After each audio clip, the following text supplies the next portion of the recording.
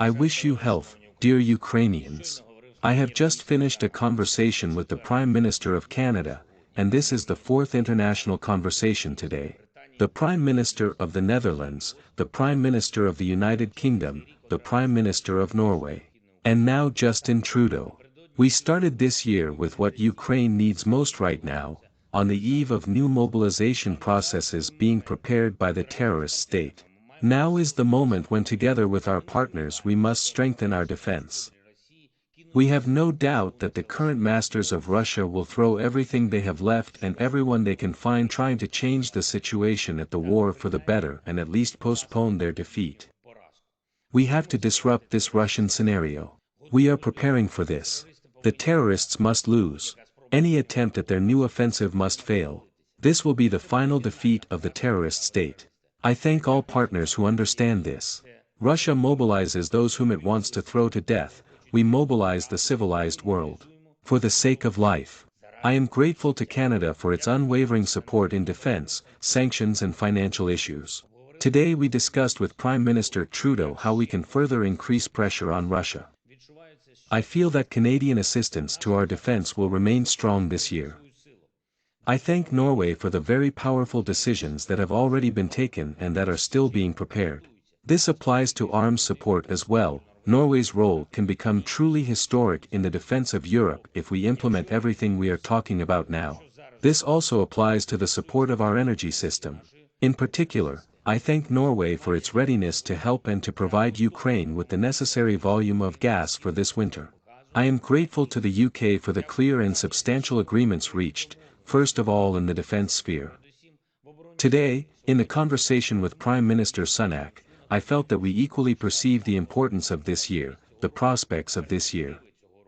The fact that it is possible to achieve a pivotal advantage right now, not allowing Russia to win back on this or that front direction. I am grateful to the Netherlands for sharing with us the same understanding of justice, of how this war should end. Today I have informed Mr. Prime Minister Rutte on the nearest intentions of the enemy, on what Russia is preparing for the winter months and the beginning of spring. I am confident that Ukraine will be heard in Europe. And every day I will continue such diplomatic activity, both formal and informal, both public and non-public. This morning, I held a regular meeting of the staff of the Supreme Commander. A long one.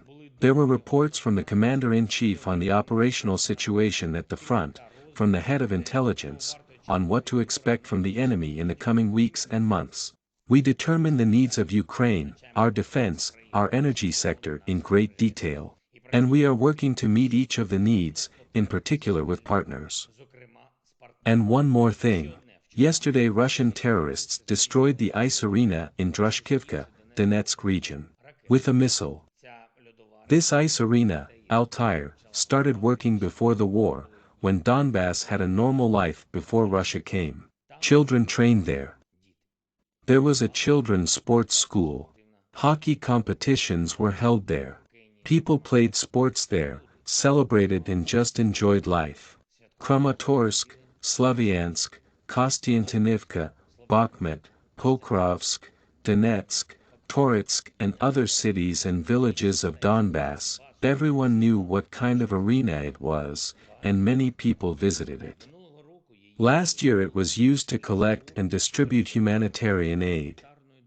The Russian missile against Altair in Drushkivka is another confession of the terrorist state. It is a confession of what it came to Donbass with and what we will definitely oust from there. Death will not prevail in Donbass, and we must do everything to throw out its tricolor from Donbass and other lands of Ukraine. I thank everyone who fights and works for our victory. I thank everyone who helps protect life. Glory to Ukraine.